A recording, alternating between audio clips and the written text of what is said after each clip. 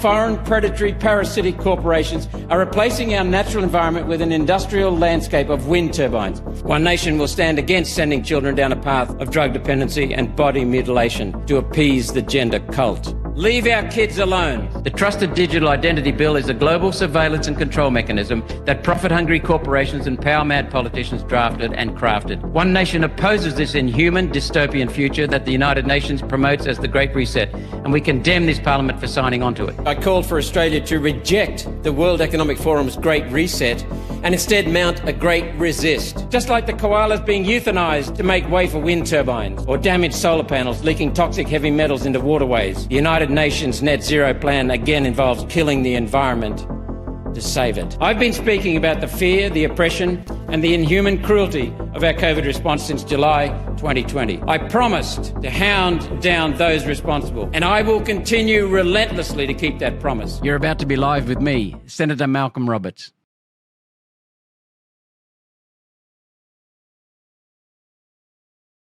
G'day from Brisbane for the weekly wrap-up from the only true opposition party, and I've started my throat hurting again. Excuse me, what a way to start. Anyway, this is the weekly wrap-up from the only true opposition party, the only party serving the Australian people, the only alternative to the Liberal Labor Uniparty. And before discussing this crazy, insane week, it's been so stupid in Canberra, even more stupid than normal. I want to go through Heroes Gallery, of course. That's what the first thing we do. Citizens active in democracy. That's who we see as humans. So the first is Tao, and she said, if you can just roll that up so I can see it. I want to thank Tao for speaking up, because in response to a troll, she said, I find it amazing. This is Tao, apparently from Chinese descent. She said, I find it amazing that you, that troll, support someone who not that long ago wanted to get rid... Sorry, this is the troll speaking. I find it amazing you support someone who not that long ago wanted to get rid of all the Asians from Australia, whether you came here legally or not. You are an immigrant, which is what she said, what she is mad about, but I also suspect you are a bot just being controversial for clicks. So here's what Tao said, and full credit to her. Listen to this. She said, I got a lot of comments like this one below, which makes me wonder if these are all communist internet bots. For me, that's Tao, I fully support Pauline Hanson, One Nation, because I'm a proud Australian. That's the way to go. And I want my government to put Australia first, put our people first, not CCP, Chinese Communist Party, China first. Not UN first, not World Economic Forum first, not Globalist first. What Pauline said 30 years ago, she was right then and she is right now.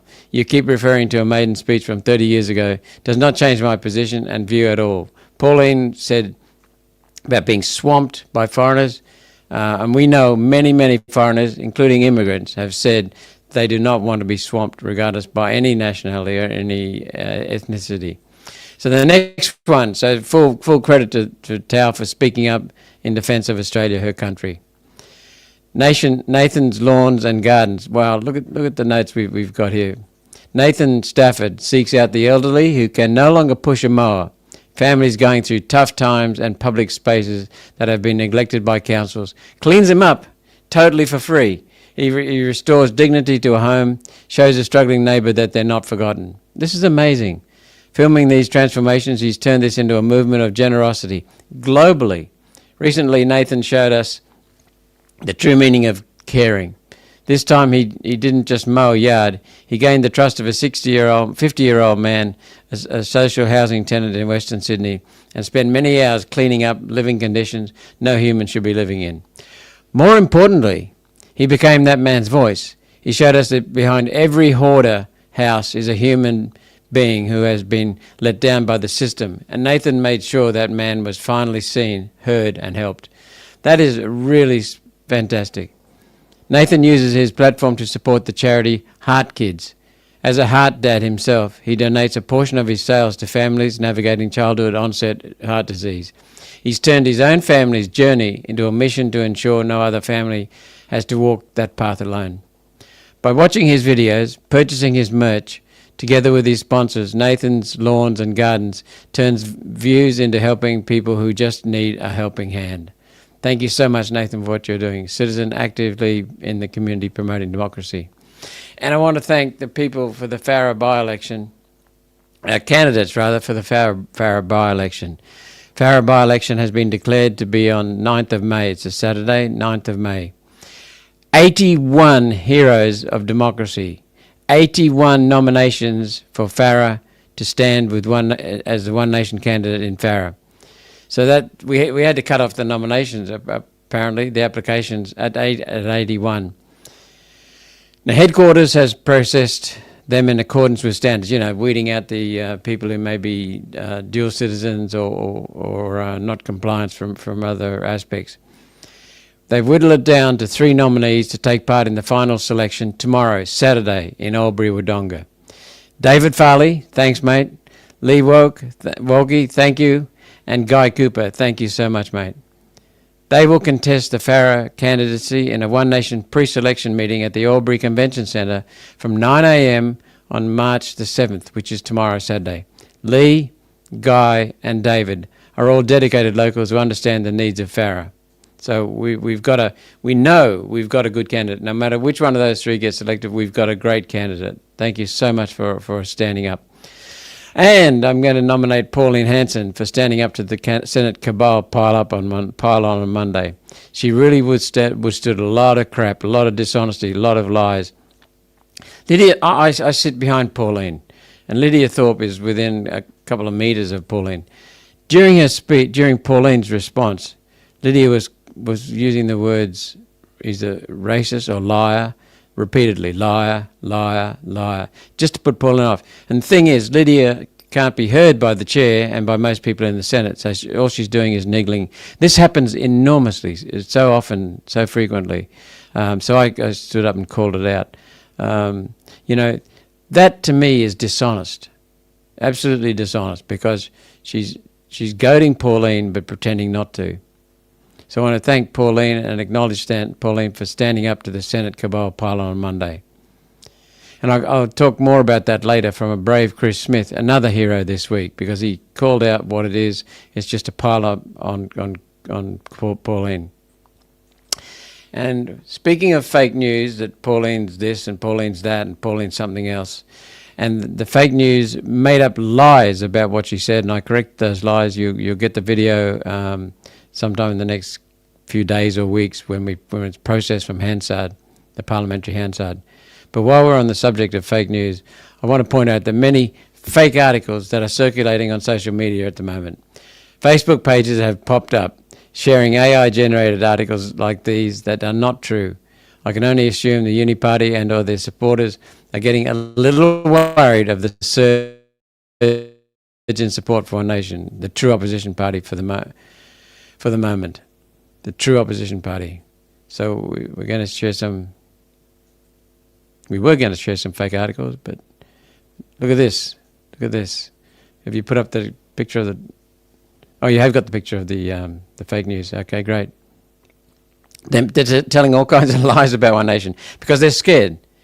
Fake news is basically lies. It's basically a way of controlling. Lies are a form of control. And always beneath control there is fear. Speaking of control, censorship is also control. And as I said, always beneath control there is fear. Listen to this story about an amazing doctor. Have we got the video of Dr. Amos? It's for later. Okay, well, we'll stick to the agenda. This is an article.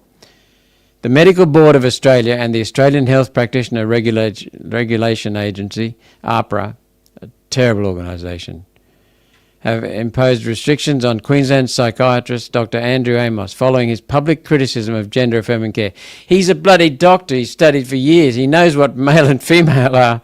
And because he said that, he's been threatened and censored and had restrictions imposed on him. Dr. Amos has been banned from making social media statements regarding gender identity and is currently barred from any role involving direct or indirect clinical patient contact. A bloody doctor, a psychiatrist, banned for telling the truth about gender. The regulator's action was triggered by 4 complaints related to Dr. Amos's online commentary. These included posts criticising the induction of lactation by trans women, in other words, men, Let's call them what they are. They are men, biological men, who are trying to lactate artificially. He questioned the evidence behind gender-affirming models, and rightly he should be, just as we have been for years now. And he had an exchange where he was accused of misgendering a trans man. Biologically, you remain what you were born biologically, full stop. Complainants argued his rhetoric could discourage trans patients from seeking care or lead to self-harm, while the board stated the restrictions were necessary to protect public safety. Telling the truth is now an insult, now a threat to public safety? Come on. Supporters and colleagues such as Dr. Gillian Spencer argue these measures represent a gross overreach, quote, and a suppression of necessary medical debate. Absolutely correct. The suppression of necessary medical debate. They contend that while the state of Queensland has itself paused the use of puberty blockers for minors due to safety concerns, the government has paused the use of puberty blockers for minors. Yet medical professionals are being silenced by activists and regulators for voicing similar evidence-based objections. Dr. Amos has our full support. He continues his academic work but remains under investigation, a process that could take up to 2 years, could take up to 5 years. And we're told that sometimes there's no justification necessary for having a complaint, but the complaint can be used, and the punishment is the process of going through this rubbish. He's got a bloody medical degree. He's got years of study of anatomy, physiology, chromosomes, genes, and he's a psychiatrist. He knows what's going on, and yet the authorities want to silence him. Always beneath censorship is a form of control, and always beneath control there is fear. Now, let's go to a sensitive topic, a very sensitive topic. The USA and Israel's attack on Iran. It raises many, many questions that need to be asked. Now, I haven't got the answers. I'm going to be upfront with you. I haven't got the answers to all of these questions by any means at all. But we need to ask questions. And this attack on Iran will affect every single Australian, and I'll explain that. In fact, much of the live stream today will be dedicated to that. Start with this comment from Senator Penny Wong, Australia's Foreign Minister. She admitted that Australia is, quote, not a party to the intelligence behind the attack. Our Foreign Minister's blind. They're using our bases. In 2016, I'll go back and give more context to this story, because there are aspects of this in this attack that I strongly support. In 2016, I can remember just arriving in Canberra, going to the War Memorial for a service, and leaving the War Memorial and heading towards Parliament House down to Commonwealth Avenue. Anyway, I can't remember the streets in Canberra, but massive thoroughfare. And I could see the Australian Parliament House up on the top of the hill. And it's framed that way. It's set up that way. Sir Walter Burley Griffin framed it, Parliament House, War Memorial. And I felt a little bit teary, and I thought, my goodness, what'll come up in the next 6 years? And will we have to declare war on anyone? I didn't realise at the time that we don't declare war on people. The government alone declares war on people, war on other countries. So I haven't had to face that. But what I learned was that a government and the Security Council Executive Council can declare war, can partake in a war, and there's no review process. I would have thought every 3 months there should be a review process, but there's nothing like that. And then so that really shocked me, that we can go into war with no regular review of what the exit strategy is, or what the criteria are, the key performance indicators. So that surprised me. Next thing, I was sitting in the Senate on the 24th of February, 2022. That's more than 4 years ago, just over 4 years ago. There was an announcement from the Foreign Minister at the time, I've forgotten her name, but she read a statement condemning Russia, supporting Ukraine, and bit by bit, person by person, senators from the Liberal Party, the National Party, the Labor Party, the Greens, all filed down into the Senate chamber, which had been empty apart from me and a couple of others, when the Foreign Minister started talking about the war. And they all joined the chorus, one after the other, including the Greens, joined the chorus of we've got to bash this dictator Putin and all the rest of it. So I just started writing notes and sat back and waited till near the end and just said, what we have to do is pause, take a few breaths and ask some questions and not get involved in a European war, not send any troops there. We've sent people there. We've sent people for training. We've sent weapons. We've sent energy. We've sent transport vehicles. Why are we involved? And then I think about things like the Iraqi invasion, weapons of mass destruction.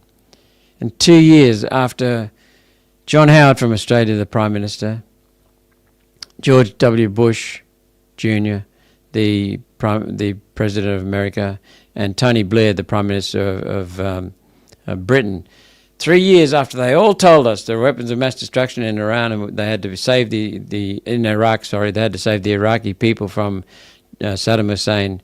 What happened? 2 years later, they stood up and admitted there was never any evidence of weapons of mass destruction. So what I'm trying to say is that there are a lot of questions that need to be asked and holding government accountable. Not one person in America's Congress, Australia's Parliament, and the UK Parliament, to my knowledge, has held the Prime Minister, the President, accountable for their misleading of the Australian people and their jeopardising of Australian troops' lives in Iraq for no evidence of weapons of mass destruction. So there are always questions around war, and the first casualty in war is the truth. We know that history's repeatedly told us that.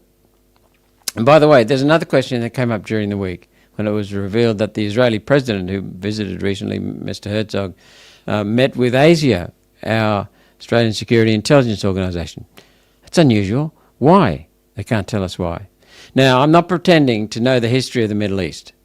It's complex, it's contradictory, there's so many different stories, so many different views, so I'm not pretending to know that Middle East. And the history is involved and so many contradictions, as I said.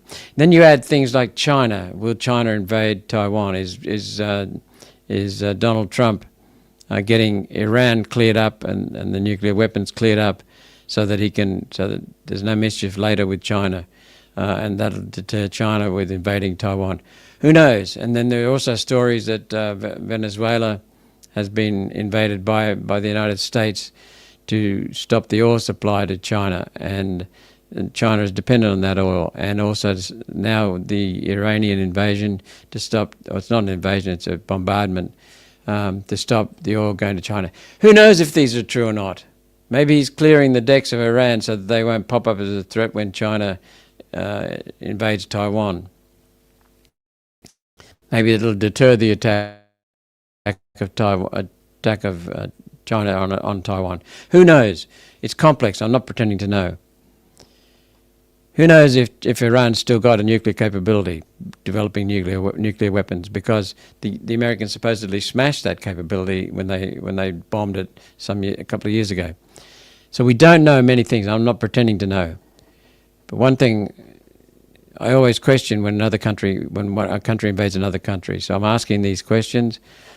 But one thing's for sure with Iran, they have got an evil regime there, an Islamic caliphate in charge in Iran. There are terrorists that they have sponsored here in our country.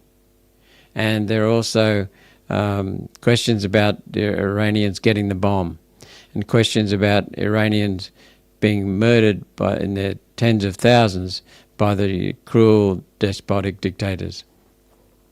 So I'll keep asking questions, but we cannot let the Iranian Islamic regime get a nuclear bomb and missiles to deliver those nuclear weapons.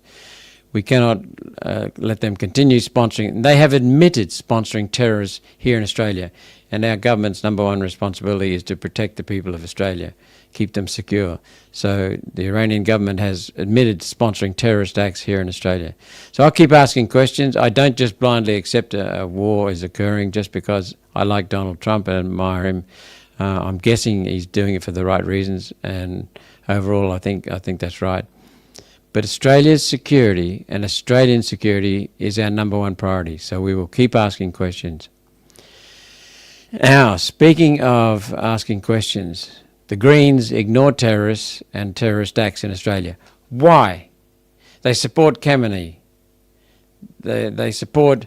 They're basically an Islamic caliphate. The Greens Party of Australia is an Islamic Australian caliphate. They defend Islam, they defend Islamic caliphates. By the way, a caliph is all-powerful autocratic ruler who heads a religious rule and is in charge of the state. Islam is not fit to run any country. Not fit to run any country. It's an ideology that's cruel, based on punishment and fear and instilling terror.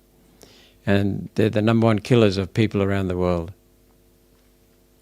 Yet the Greens are happy to be seen with photos of Khamenei, from the now dead ruler of, former ruler of Iran, marching across the harbour, Sydney Harbour Bridge. What the hell is going on? That's why I've called the Greens out for being an Islamic Australian caliphate. Okay, next item.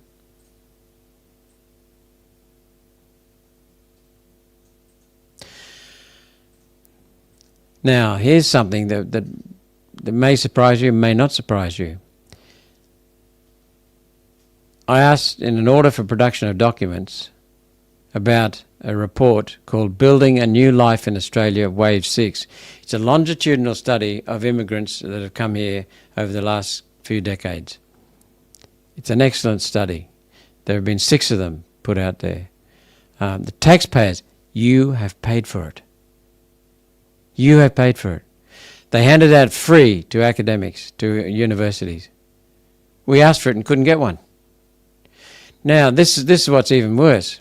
This is about understanding the immigration and its impact on this country. Waves of immigrants, waves of longitudinal studies over time. Normally, to get an order for production documents, you have to have a simple majority in the Senate, okay? Labor Party opposed my request for an order for production of documents.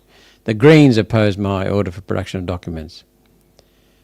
David Pocock opposed my order for production of documents. I think they were the only crossbenchers. But the Greens and Labor and David made sure that we would not get that. Why? Why did that happen? I think it's because the report will tell the truth on immigration. I'll say it again. The title of the report is Building a New Life in Australia, Wave 6 Longitudinal Study. Taxpayers paid for it. They give it to academics, universities, but we can't get it. And then the Greens and the Labor Party and David Pocock collude to combine to stop us getting it, hiding it from taxpayers. Taxpayers have paid for this bloody report. I consider what they've done to be a betrayal of Australia. So we're working on other ways to get a copy, but we'll eventually get one somewhere. On Wednesday, we had, well, the whole week we've had a farce. What's happened is this transparent government, supposedly, the government that says it will be transparent, Albanese's Labor government says it will be transparent. It's promised us twice in 2 election campaigns, and it's the least transparent government of any for many, many years, if not ever. We can't drag documents out of them. Documents that taxpayers have paid for, documents that are entitled, the Senate is entitled to see. Now, Fatima Payman, the senator from Western Australia, has gone overboard, in my opinion, in seeking documents. She sought far more documents than she could process. We can't see why she's doing it. But anyway, the Labor government has now got a pile of orders for production of documents. And they've been increasing in recent weeks. Why? Because the government is not being transparent. It is the right of the Senate to get these documents. Now, the Labor Party, to jam up the process, has had a hissy fit. They're sick and tired of being embarrassed with their stupidity and their poor governance and their dishonesty. And so what they've done is they've moved an amendment for every single order for production of documents. So it's crossing the chamber to vote against the amendment from the government, and then coming back on the other side to vote for the amendment. Each time it's a minute gone, then it's several minutes counting the votes in the divisions. And it's taken hours and hours and hours. Someone said 6 hours this week was lost in just 3 days. And what happens is that sometimes that's deliberate from the government. They waste time on debating bills and legislation so they can jam them through in one hit with the guillotine, so there's no debate. What I'm saying is that the Labor Party is stopping scrutiny on your bills, and it's stopping scrutiny from stopping us getting documents. They're hiding. Now, it was significant that after going through that process of amendment, defeating the amendment from the government, and then voting for the order for production of documents, there were two that I know of. There may be more, but I'm pretty sure there weren't. There were two motions that were defeated by the Greens, the Labor Party, and sometimes the crossbench like David Pocock standing up and voting against us. One was Senator Pauline Hanson's referral to an inquiry by the Senate into fuel stocks. We've got a bloody war going on in the Middle East, and we could be running out of fuel, which I'll talk more about in a minute or two. And they stopped it. They stopped it. Labor Party and the Greens stopped it. And then, of course, my order for production of documents to get that immigration report that you funded. So what are they afraid of? They're afraid of facts. Okay, let's talk about fuel reserves. On Monday, I asked questions of the Labor Party and the Minister representing the Minister for Climate Change and Energy, who is Chris Bowen. Yeah, lots of your eyes will be rolling now, I'll bet. But the Minister representing Chris Bowen in the Senate is Timothy Ayres from New South Wales. And Tim Ayres on Monday misrepresented the state of stocks in this country. And I'll explain more in a minute. Because there are 90 days worth of, according to the International Energy Agency, countries must keep 90 days of fuel reserves, diesel, aviation fuel, and petrol on hand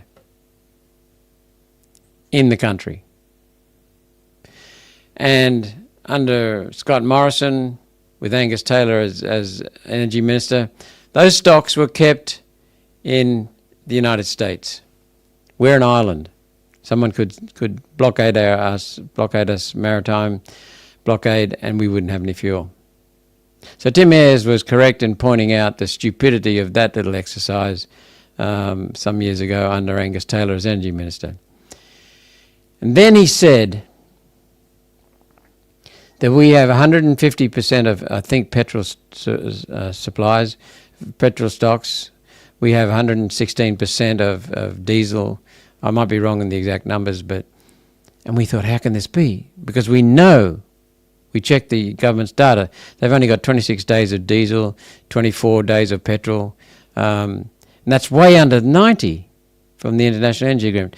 So what Tim Ayres didn't tell us was that they're in compliance with not the International Energy Agency stocks, but their own levels of stock. That what they did was they reduced the levels of stocks that we had to keep, and then they complied with it. So basically what they're saying is we comply because we've eliminated stocks. So we went back and we thought, how can he be saying this? And then we worked it out because we got the data and we found out Labor has redefined the stock levels. So what I'm saying is that the Uni Party, Angus Taylor, Scott Morrison, kept our fuel reserves in a foreign country just to comply with the letter of the agreement. And Bowen and the Labor Party simply reduced them, just obliterated them, and said we comply with the lower levels. Neither took action to ensure access to fuel in this country. Neither took action at all.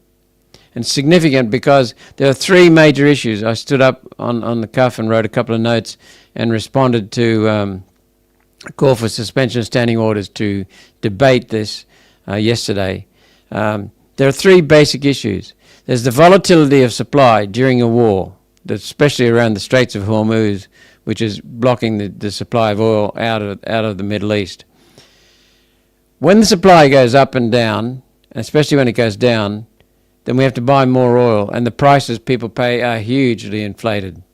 That means that you, the people of Australia, will pay through the neck to get oil, to get fuel, diesel, petrol, and jet fuel. You pay through the neck, so it'll cost you a hell of a lot. That's why the first thing we did when we learned about Iran's invasion, the first Senate sitting was we started asking questions about that because Labor doesn't give a damn. Liberals seem to be asleep. The crossbench senators seem to be asleep. We're the ones who raised the the insecurity of oil. So the second thing is the security of food. Everything in this country moves by truck. Tractors on farms are powered by diesel. Trucks are powered by diesel. So we've got food security issues if we don't resolve the fuel security. And the third thing that I raised yesterday was the truth, the need to get exposed the truth and to get the government to tell the truth. So price volatility to stop you paying through the neck in high prices, food security, defence security, transport security, vital for this country, and the truth. Because the Labor Party has shown that it is misrepresenting, misinformation on oil security. The fact is, we only have 2 refineries. We used to have 8 oil refineries in this country. 6 have shut. That's 3/4 of them have shut under both cheeks of the Uni Party. Labor Party government and Liberal Party governments. They've both been responsible for shutting oil refineries. So most of our oil now comes through Singapore and Korea refineries and comes to Australia.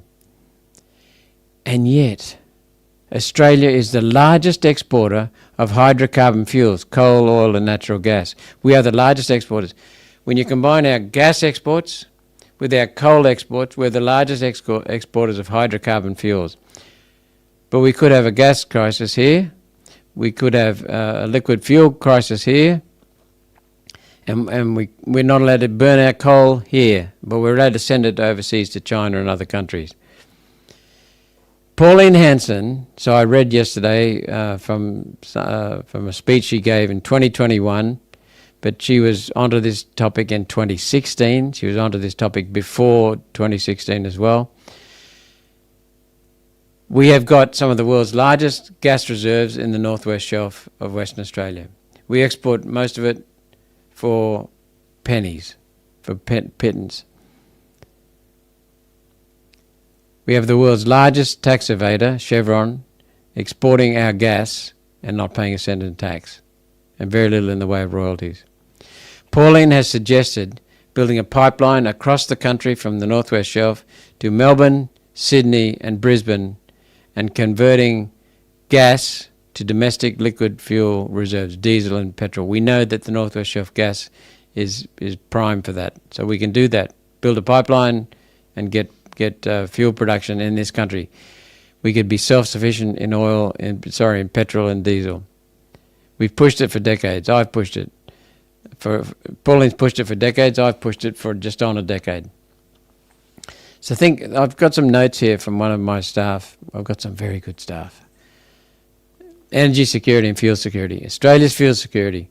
We have one of the lowest thresholds in the world for fuel security, and it's a potentially disastrous situation. Well, it is a disastrous situation. It could turn to custard in just a few days.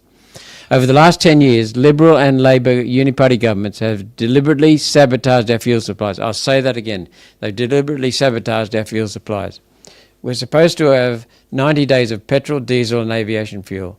Today we only have 25 days of diesel, 26 days of petrol and 20 days of jet fuel. 20 days of jet fuel, less than 3 weeks. Container ships, think about this. We don't have much manufacturing left in this country, so we import it. Container ships will not come to our country, Australia, unless they can refuel to return home. Otherwise they'll be stuck here. Long-haul planes will not come to Australia unless they can refuel before leaving again. And almost everywhere, to get to Australia, it requires a long-haul plane. Transport around our country on land, trucks, will stop because diesel trucks. Oh, and Barnaby Joyce, he's a very colourful and intelligent person. He said he had a conversation with Tanya Plibersek about this, and she said, well, we've got EV semi-trailers. The woman has no clue at all. Everyday Australians will be prevented from driving to work, and public transport will become a nightmare. That's what drives our transport every day. Hydrocarbon fuels, coal, oil and natural gas. Regional tourism will stop dead. There won't be tourists going out into the regions. Farmers who rely on diesel to power farm equipment and cool rooms will be unable to grow or store food. Store food. Refrigeration, gone. All of this is because the Labour Party, the Greens, the Teals and the Globalist Liberals, that's a significant proportion of the Liberals, signed up for Sustainable Development Goals, you might know them as SDGs. In the Sustainable Goal universe of the UN, everything that moves, runs or turns on will have to be electric. Will have to be electric. And then we can't burn coal. The public doesn't want electric. Mercedes-Benz, Porsche, Stellantis in the United States and Europe, that's basically a combination of Fiat and Chrysler. General Motors, Ford, some of the biggest manufacturers in the world, are now cutting back on their plans for EVs because the people have said they don't want them. And they've taken massive hits. Stellantis, $27 billion. Ford, $15 billion from memory. General Motors, several billion dollars. And Mercedes and Porsche are saying we're going back to building V8s. So the public doesn't want electricity, doesn't want electric cars, rather electric trucks. So what do? It's simple. The government runs Australia out of fuel and waits for a supply shock like a war in Iran, and then people will be forced to buy electric vehicles and appliances. That's the strategy. The complete devastation of our economy is a small price to pay for these people who believe their income and wealth will insulate them from the fallout of this policy. Or so they think. The truth is that Liberal, Labor and Greens leadership have not thought this through.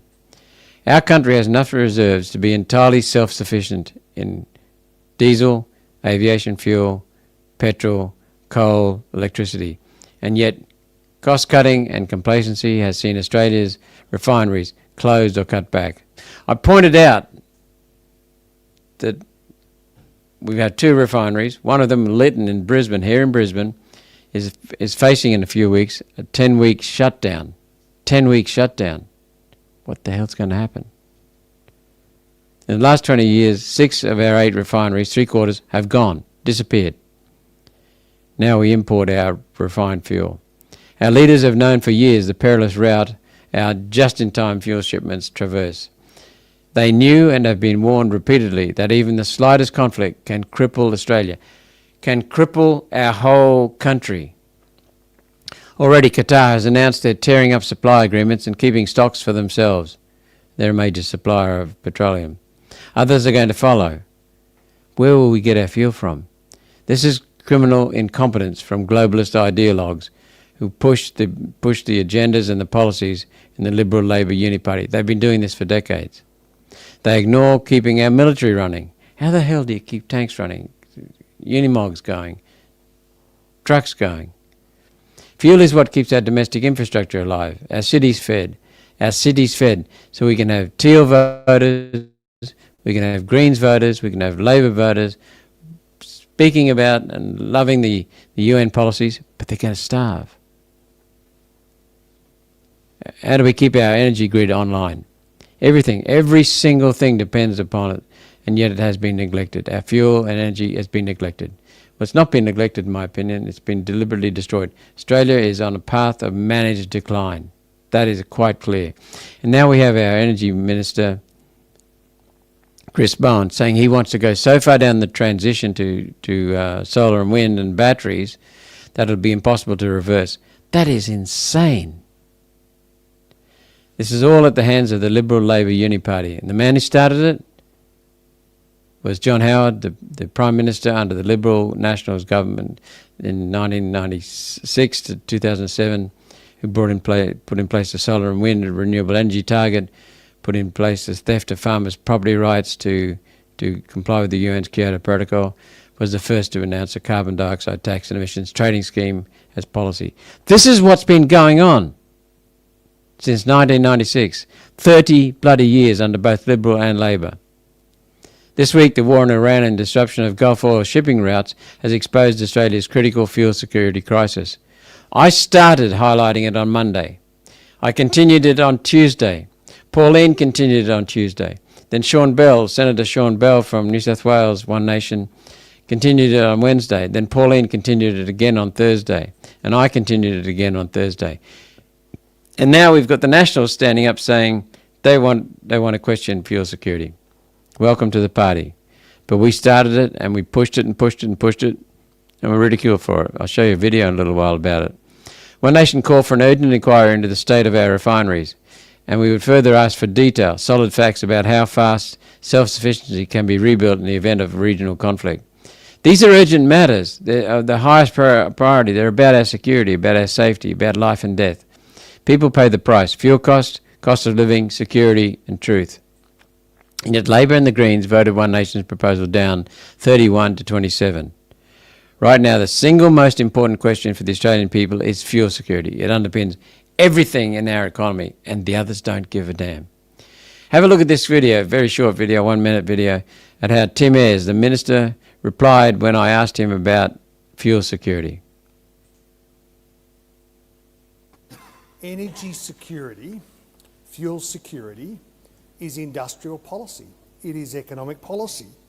It means, for our part, as our unreliable coal-fired power station system collapses around its ears because of the failure of the show over there, that we need to rebuild our electricity system, and in a responsible way, not in the way that One Nation and some of their friends and the Nationals and the Liberals have done, retweeting propaganda that yesterday, while we have got to a position in this country where our fuel reserves are the best they've been for 15 years, scaremongering, far-right extremist scaremongering over there created people lining up at petrol stations when there was no need.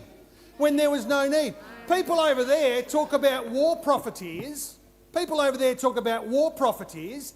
show over here are political war profiteers. They love creating a sense of crisis. They love creating a sense of drama, and they're unashamed about their hopelessly partisan approach.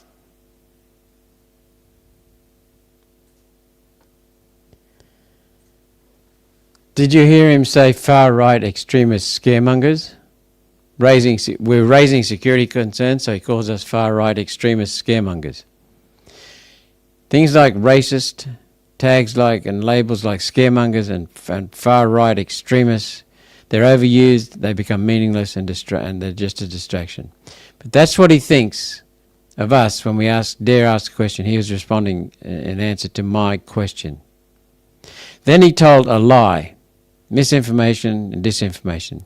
Unreliable coal-fired power system collapses, he said. That's rubbish. There is no collapse in the coal-fired power system. Despite everything being structured against it, they are still keeping it running properly. Could be better, but it is not collapsing at all. The reliability is not decreasing. Then he said, the fuel reserves are the best they've been. They have been woefully inadequate under both the Morrison-Taylor Liberal National Party government and under the Labor Party government. But they're higher, apparently, than they have been. But they're still way, way under. They're less than 30% of what the International Energy Agency agreement is that Australia signed. Less than 30% of that, way under 30%. So what he says is, they're better than the best they've been, but he doesn't say they're terrible, and doesn't say they're woefully inadequate. Why do Labor and the Greens show so little interest in this problem? Why do they run from data? Why do they contradict data? It's the just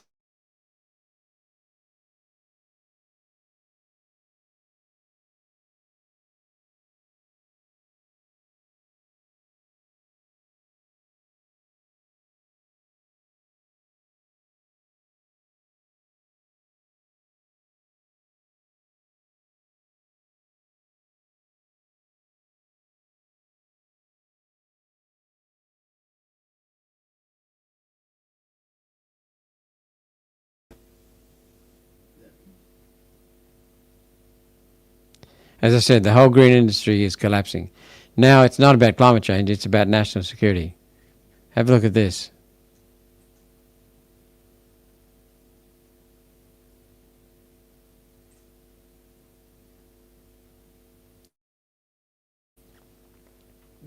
EVs? Have you got that clip on the EVs? Okay. What I've already covered it anyway.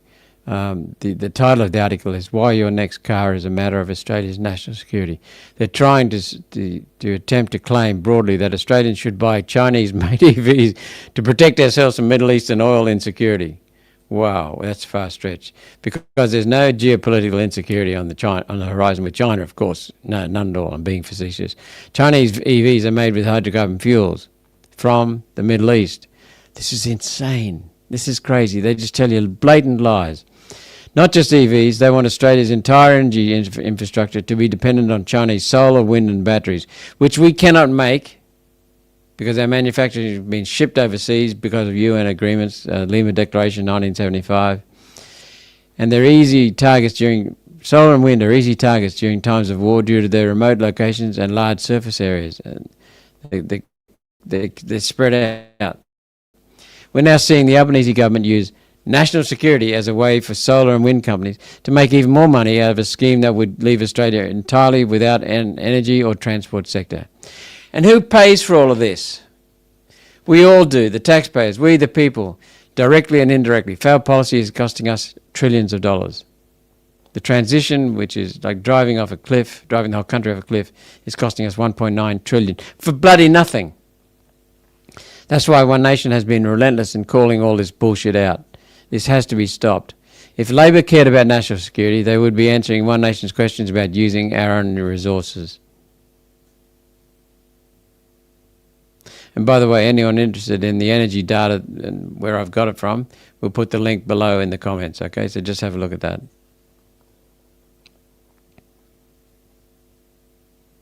There you go, we'll put that in the comments below.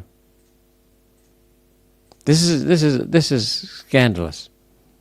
So let's talk about solutions. One Nation will immediately buy whatever supplies we can obtain on the market, something the Albanese government is still failing to do. Then we will work with fuel companies to establish new oil refineries in Kurnell and upgrade existing ones in Lytton, Brisbane and Geelong, Victoria.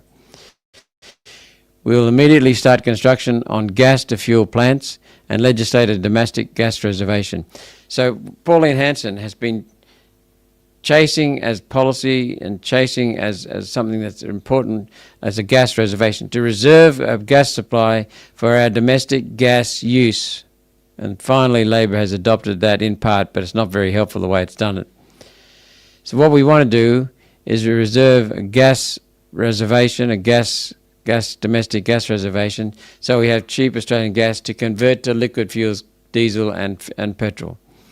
And we will build the missing link in the national gas network, a pipeline to connect the east and west coast gas networks. Then we'll have a national gas network. And this can never be allowed to happen again. But they're simple things. They're not new. We've been saying that for years. We've been saying all of this for years. And build gas to liquid fuel conversion plants in Brisbane, Sydney and Melbourne.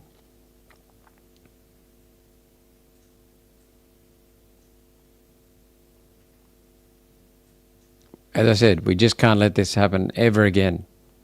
But now that it is happening, let's get on and do something about it. Another threat is to Australians and in regional Australia and farmers from the Iran war. Another threat is Australia's ability to grow food with global fertiliser prices rising and shortages predicted. It's going to impact your grocery prices.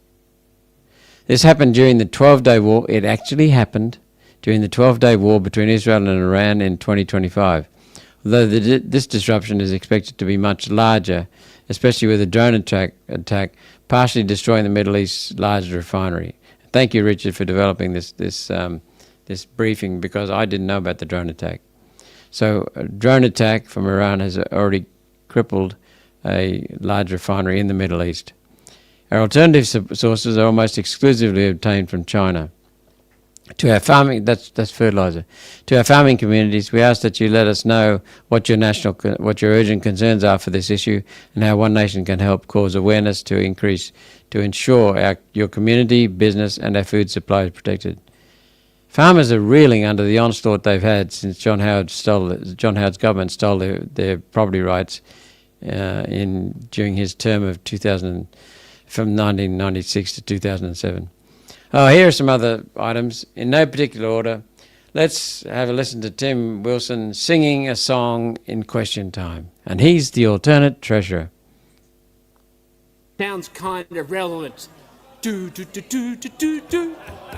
The treasurer did start the inflation fire. The inflation's burning while the treasurer is squirming. The treasurer did start the inflation fire. Yes, he poured petrol on it and he cashed organised crime to fuel it. Excuse me. Order.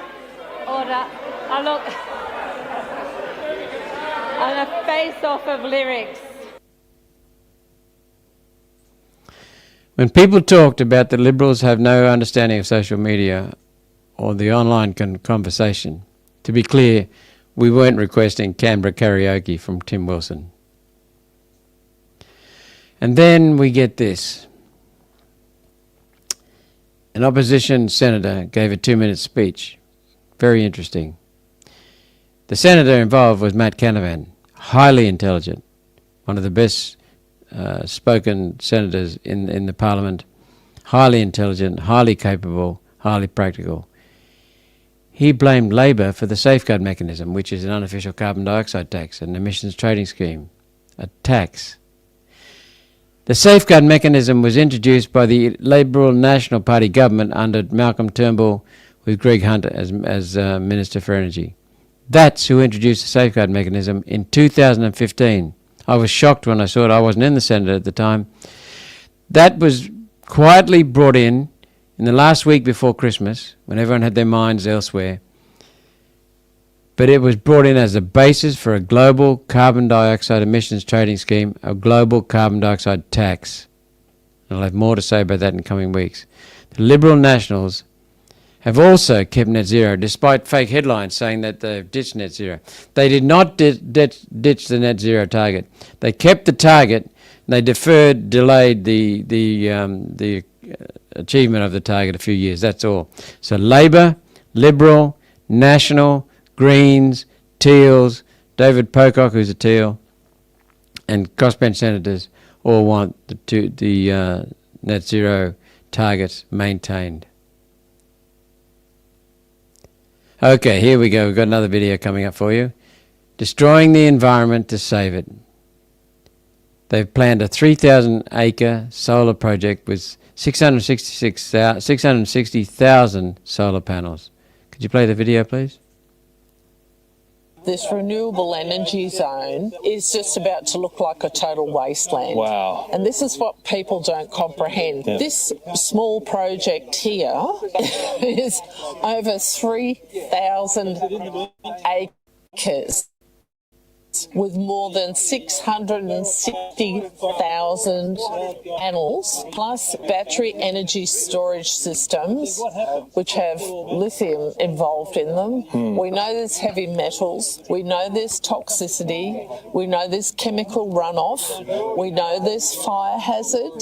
Wellington Farm has already twice caught on fire this year. It's left chemical residue. There's been no due diligence done by government or by any of the proponents of these projects. The government has not done any work to check cumulative effects.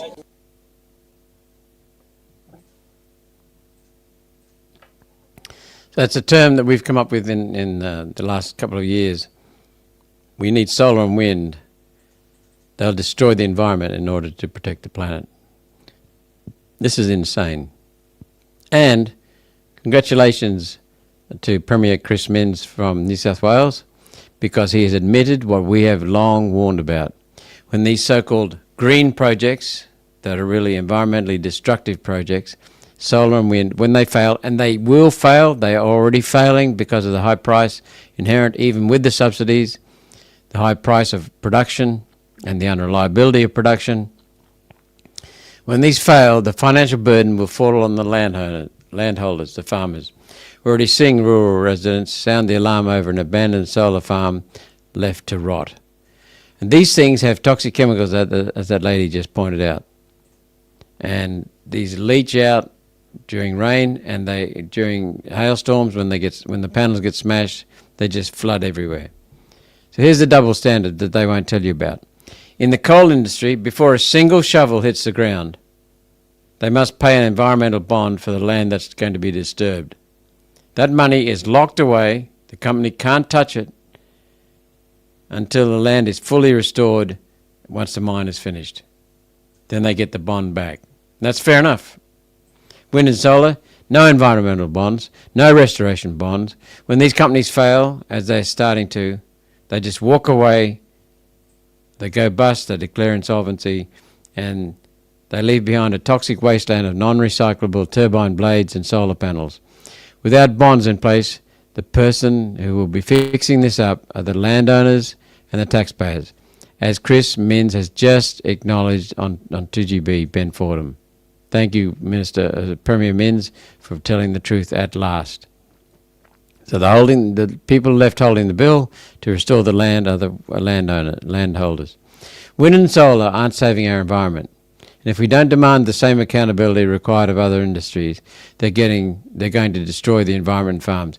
One Nation has long held a policy of making sure that wind and solar projects do not start until they've placed a bond in there for restoration back to natural habitat. And I raised this issue in the Senate estimates in May 2023. One Nation is the party of the environment. Oh, here we go again. The Canadian Prime Minister Mark Carney visited yesterday. He visited Australia and he gave a speech to the Parliament. I didn't go. I refused to listen to a globalist and support a globalist. And he said, can you play the video please, Ryan?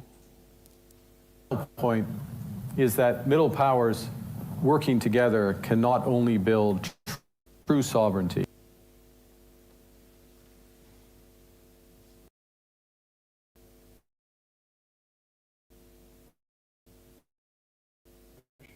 Okay.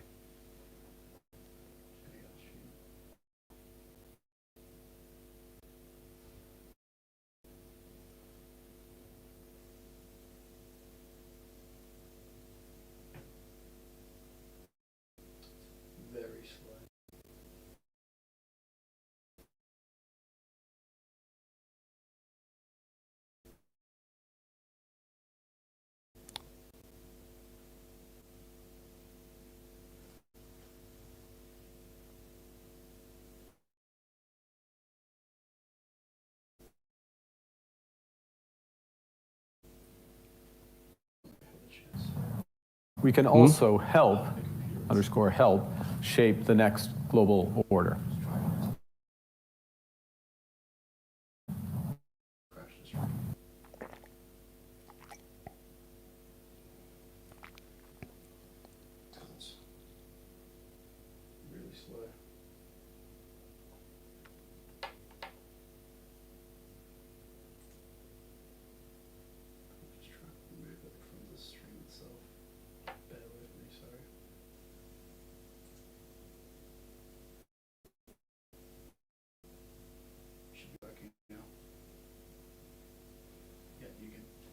Okay, can you just scroll back down?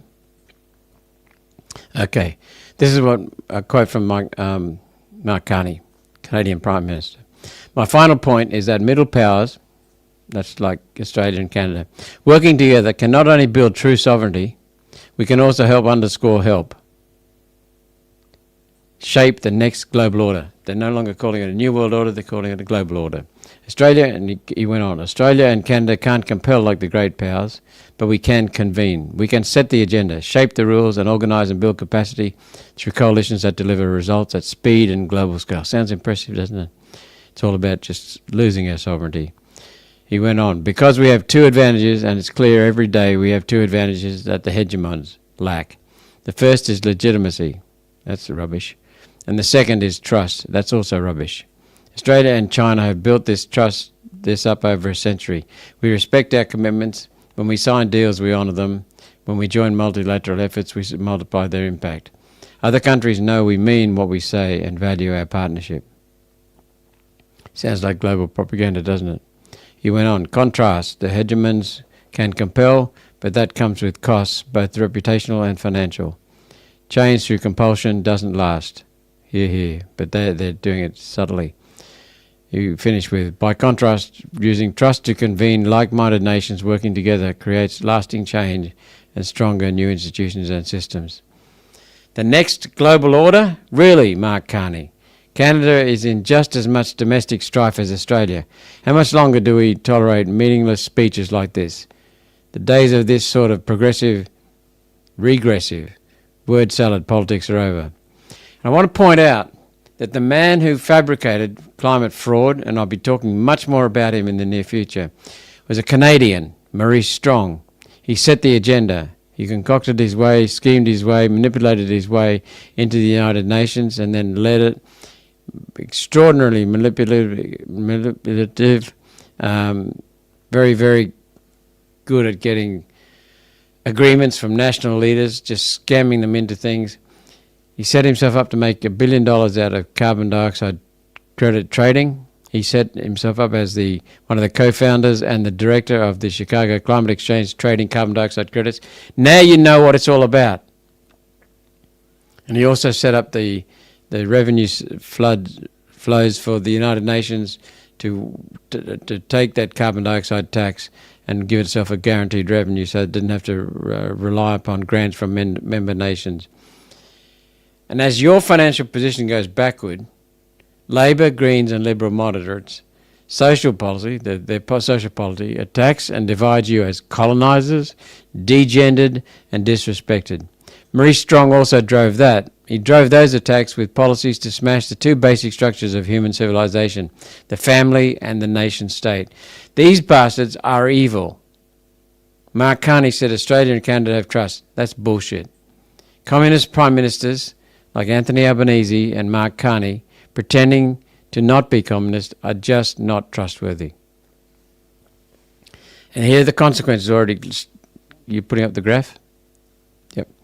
There's a graph of confidence, economic confidence. It's dropping. You can see it's dropped since 2021. And it's plummeting under Albanese. Albanese came in 2022. It leveled out a while, and now it's really plummeting. This graph shows the complete failure of the Albanese government to manage the economy. The confidence the public have in the future of the economy is at a 10-year low. 10-year low. It's lower even than in the height of the COVID mismanagement and fraud. The real problem here is simple. If people do not have confidence in the government, they'll stop spending and investing. So these confidence measures predict the future direction of the economy, which, as you can see, is down. Under Treasurer Chalmers, there are hard times ahead. And that's why he's talking about raising taxes and subtly saying, well, he won't be raising taxes, which means he will. Then look at some of these things that Labor or unions or union bosses are pushing. Now, I'll be the first to say, okay, if people deserve 5 weeks leave, let's get on with 5 weeks leave. If productivity was rising, we could pay for this. When it's not rising because the bloody government is destroying productivity in this country, and it's not just Albanese, it's also Morrison before him. When it's not rising, this increase in annual leave will toss people out of work and drop everyone's standard of living. It will drop everyone's standard of living. You can only have increased benefits, increased wages with higher productivity, or with stealing from the future. Higher productivity means you can build for the future. Higher productivity means you can have a higher standard of living, whether that be increased annual leave or increased wages or other benefits. So what's the key to productivity rises? Very, very simple. Energy prices, and we have been talking about that today. Infrastructure, getting government out of people's lives, freeing people up and not controlling people. Strong workplace relationships. The number one relationship in a workplace should be between the employer and the employee. And the employee can, if they want, have a union to represent them. I've got no problem with that. I value unions. The style of unions we used to have where they looked after the members instead of looking after the union bosses. By the way, the largest wage theft cases in the last 15 years have been due to theft with union bosses making deals with employers, sometimes multinational employers. I've been chasing one for 6.5, almost 7 years now. And the government is protecting the CFMEU and the Mining and Energy Union that did grubby deals with one of the world's largest, it is the world's largest labour hire firm. The Uni Party and especially Labor Greens are killing productivity. We've got to... Productivity doesn't mean working with more sweat. It means working smarter, being more productive. And it means that we can then afford to pay for better benefits. I'm all in favour of that. But let's get our productivity back on track. I have a list of 8 keys to productivity that I developed to human progress rather, that I developed some years ago. Every one of those 8 is going backwards. Human progress is collapsing in this country. We are the worst of the top 20.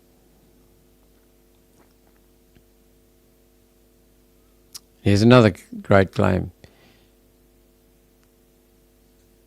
Jacinda Allen in Victoria is in desperate straits because of the election. Labor's popularity has plummeted, and so now she's promising to work from home in place by work from home laws in place by September. The Victorian Premier, Jacinda Allen, has confirmed that her plan to give workers the right to work from home at least 2 days a week will begin in September 1st. Forcing, it's just insane. That should be a deal between the employer and the employee. The government cannot force... How the hell can you force a retail salesperson to work from home 2 days a week? It's just insane. You can't do it. The government will introduce legislation in July to embed this right in the state's Equal Opportunity Act, requiring businesses to offer work from home arrangements when a job can reasonably be done remotely. The proposal has sparked major debate ahead of the November state election. Ms. Allen, Jacinda Allen, argues it will help families by saving time and money and increasing workforce participation. Yet business groups warn the plan could damage Victoria's economy. The Committee for Melbourne and the Business Council of Australia say it risks deterring investment, pushing companies to relocate, and creating a one-state-fits-all rule that doesn't suit every workplace. You can't have every workplace the same. Every workplace is almost by definition different because they're working in different industries in different locations. They argue that work from home is already widely adopted without legislation. Should be an agreement between the employee and the employer. Legal experts have questioned whether the laws are constitutional because Victoria handed most of its industrial relations powers to the Commonwealth in 1996. The Premier rejects this, saying that the government has received advice confirming that the reforms are valid. Here's a post taken from Australian unions. This is what union bosses are saying. This is what they say. Joining your union is the best way to increase your power, so that as a collective movement we can win the change needed to fix the housing crisis. Some unions, I agree with that, by the way. Other unions are other union bosses are working against the worker, doing deals with major multinational companies to strip conditions and wages and rights and protections off workers. Here's what union members are now fighting for. Housing tax reform that is phased in over time so small investors aren't adversely affected. Capital gains tax discount to be reduced from 50% to 25% for any additional investment properties beyond 1. So you pay more tax. Negative gearing to be limited to 1 investment property only. Now we've got a policy that says negative gearing to be limited to 2, possibly 3. We haven't firmed up the policy yet. We've had that for some time. Why do union bosses cover for failed Labor governments? Why do union bosses steal money from union members and give it to Labor campaigns? Today, One Nation is the party of the worker. I've been chasing for the last 7 years the biggest wage theft in Australia's history. $1.3 billion estimated, more than 5,000 miners involved, and Labor has been impeding us in the Senate from doing that. And the Liberal Party don't want to expose it either. And this week, as I said, Labor has been impeding the Senate. They made amendments to every OPD, Order for Production of Documents, which is basically a hissy fit to stop us getting documents. After the Liberal government joined with Labor to curtail our ability to move motions, we couldn't move motions. They changed the rules on that under Morrison. So as I said, the Labor government has moved amendments over every formal motion to get orders for production of documents, and they've wasted at least 6 hours this week, which will drive a future guillotine, so we won't be able to scrutinise the legislation. They're impeding the work of the Senate. That's just a farce. Now we come to preferences. We'll try to touch on preferences. You can see that in the recent period, One Nation is figuring very high in people's voting aspirations, voting decisions, and looking good in the polls. And so One Nation could possibly be counted as one of the two-party preferred. Two-party preferred is not necessarily Labor and Liberal. It's whichever has the highest two parties with the highest vote. Let's talk about preference suggestions. They're not preference deals because the party does not allocate preferences, preference suggestions, and whether or not the Liberals will support conservative, sensible parties like One Nation above Labor, the Greens, or worse, Teal independents. So, will the Liberals recommend to their voters to preference One Nation ahead of Labor, Greens and Teals, or will they put us last? Upon becoming leader, Angus Taylor said this. By-election, will you use your authority as leader to make sure One Nation is preferenced last, given the threat that it's posing to the Liberals? In terms of the One Nation, that's a matter for the party organisation, and I'll leave that to them. But you have authority as leader now. As I said, that's a matter for the party organisation. Okay, well, for the Victorian Liberals at least, Jess Wilson says that she has ruled out forming any kind of alliance with One Nation, even though we are outpolling the Liberals in Victoria. Okay, One Nation doesn't need the Liberals to help the people of Victoria. Voting One Nation number one gives voters 2 bites of getting Labor out. The first one is getting a One Nation MP in place of the Labor MP. The second, if the One Nation member doesn't get up, One Nation candidate doesn't get up, then your preference goes to whoever is ahead of on your ticket of Labor, and that could be the Liberals. So putting One Nation 1 gives you the best chance of getting away from Labor, and then putting Liberals ahead of Labor further down the preference list, then that gives you a chance of getting rid of Labor altogether. The attack on One Nation continues every day. There seems to be another mainstream media article hoping to persuade voters to support anyone other than One Nation. Chris Smith of 2SM Radio provided a really good analysis of what he calls the war on One Nation. He's absolutely correct. It's on my social media pages if you haven't already listened. It's worth listening to. Final thought. Do you think the Greens still care about the environment? One Nation definitely does. We oppose solar and wind on environmental grounds, economic grounds, and cost of electricity grounds. We're focused on making sure solar, wind and battery projects do not decimate our waterways, rainforests and farmlands. Yet the Greens seem more interested in printing foreign flags, Palestinian flags, for distant wars than protecting Australia's wildlife. So if you're a wildlife warrior, if you want this beautiful country to remain beautiful, remember One Nation is the only party in Australia that puts the environment above the profits of foreign wind and solar and battery companies. And we oppose the Chinese Communist Party of Australia, the CCP, owning or controlling Australia's energy assets. So what time is it? I lose track of time again. I open up to Q&A. And by the way, sorry about the interruptions to the feed. We're thinking we've eliminated a number of potential problems that have held us up in the last few weeks on live streams. It may be the StreamYard software that we're using, and we'll try and do some experiments during the week. Feels like society is, this is from Cole Patterns, feels like society is decaying on a level I didn't think was possible. Can this actually be turned around at this point? Yes, it can be, Cole Patterns. We can turn that around. We must turn it around. As I've said, the number one problem in this country is shoddy governance, which is both the Liberal Party and Labor Party, two cheeks of the same uni-party arsehole. They're both turning a blind eye to the country, both putting it in managed decline. And that's because the people have been asleep. Australia has been too easy in which to make a living, until the last 10 years, 20 years. And so the chickens are coming home to roost. What we've got to do is get the people more engaged in democracy. When you have active democracy, then the politicians are held accountable.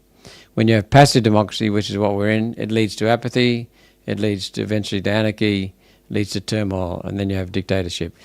We are in a dictatorship at the moment under both Morrison during COVID and Albanese with some of the controls they brought in, the free speech controls, other controls. We are living under a tyranny, and it's going to get worse unless the people stand up and the people start holding them accountable. So the best way to do that in democracy is to vote for someone else, and that's why One Nation is rising in the polls. People are waking up to the Uni Party. They're waking up particularly to the Liberal Party and the National Party at the moment, and they're also now starting to wake up to the Labor Party. So yes, it is, but we've got to get the people involved. Adna Larson says, Eromanga ran out of fuel this week and put the price up 40 cents per litre, and it's only week 1 of the latest war. Yep, that's what we foresaw. That's what we were thinking about, and Barnaby Joyce in our party room led the way. We had a discussion on energy security and national security on the first thing on Monday morning before the Parliament even opened, and we went out firing on that. We at least have brought that into the national attention and some of our policies, solutions into the national attention, because we're the only ones with solutions for this. So that's the weekly wrap. The weekly wrap-up from the only true opposition party, the Sensible Party, the only party listening to and serving the Australian people. Have a great weekend, and I'll leave you with a video of Dr. Andrew Amos. Oh, good on you, Ryan. Thanks for keeping it for the last. This man just makes so much sense. He's a psychiatrist, and Dr. Andrew Amos. The health bureaucracy is trying to cancel him, shut him down, censor him. Just make up your own mind about what he's saying. Have a great weekend. Go the Dolphins. That there are only 2 sexes and it is impossible to change sex. There's been a concerted political effort by a well-organised group to challenge this truth by any means necessary, and gender-affirming care is one of those means. The only reason for the existence of gender identity is to distract attention from the fact of the impossibility of changing sex. This means that gender-affirming care is not only absurd, but it's actively harmful. As a psychiatrist, one of the most disturbing features of gender-affirming care is that my profession, I believe, has abandoned its responsibility to protect patients and families. In particular, psychiatry has completely failed to correct the lie that trans identity does not involve mental illness. There's no greater psychopathology, in my opinion, than to resolve an internal psychological conflict by the removal of a functional body part. Gender-affirming care thus misuses the authority of medicine to entrench pathology. While affirmation advocates seek to avoid scrutiny, we must bring them to the attention of politicians, medical and education authorities, and the general public. Gender-affirming care is based upon a lie, and it's a lie that is universally understood to be a lie, that it's possible to change sex.